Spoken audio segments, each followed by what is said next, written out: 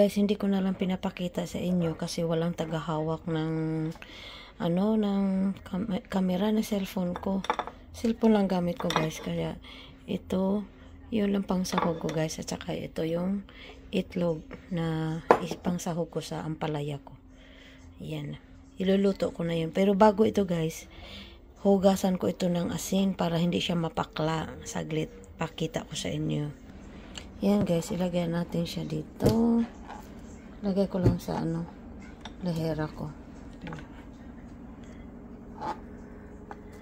Tsaka ko siya lagyan ng asin. Tsaka yung tanggal ng katas. Ng konti lang siya para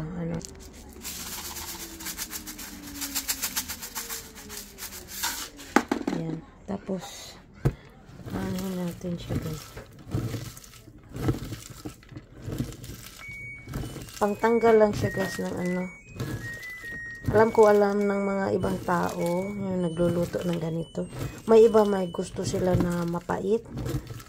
Pero ako tanggalin ko siya kasi hindi ko maano yung pait ng ampalaya. Kasi hindi pare-pareho na ampalaya na na mapakla or hindi or ewan. Basta ang alam ko yung ampalaya ang pait. Mapait talaga. Ayan. Pero tama na siguro to.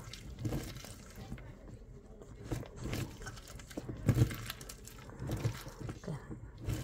Tapos sa kaugasan natin.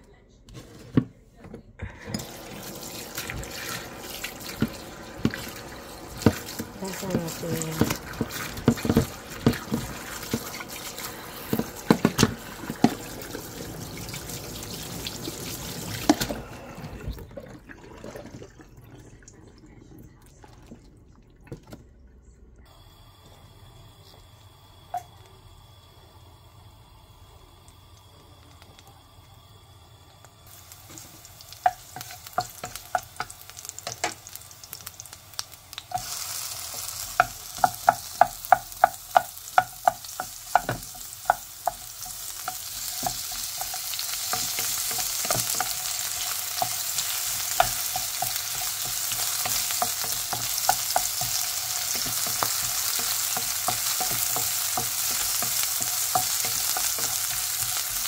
Lutuin ko lang natin ng onion guys para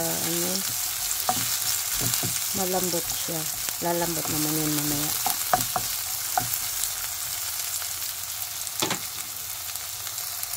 Saka natin to ilagay ang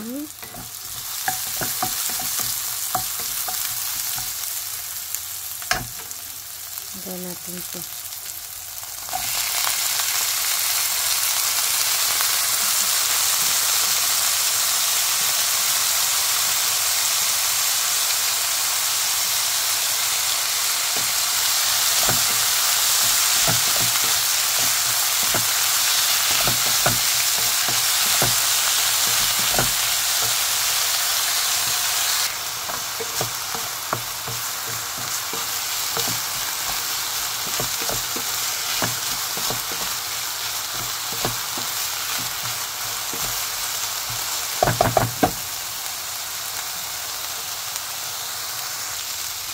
Yan, lagyan natin ng itlog guys. Itong itlog na inano ko, panghalo.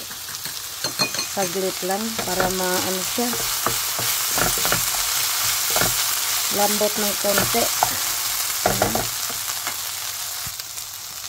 Ibubud na natin yung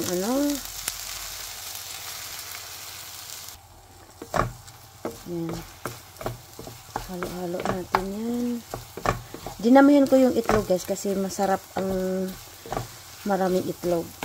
Kaya dinamihan ko. Tsaka timplahan natin yung saglit. Niluhit ko lang siya guys para hindi siya mag-overcook.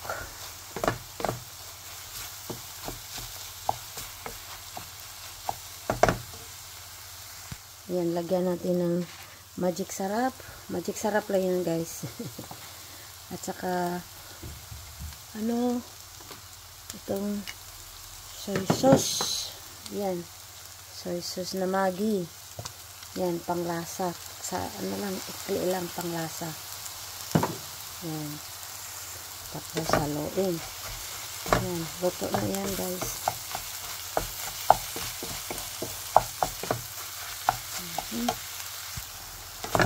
Yan guys, luto na po ito.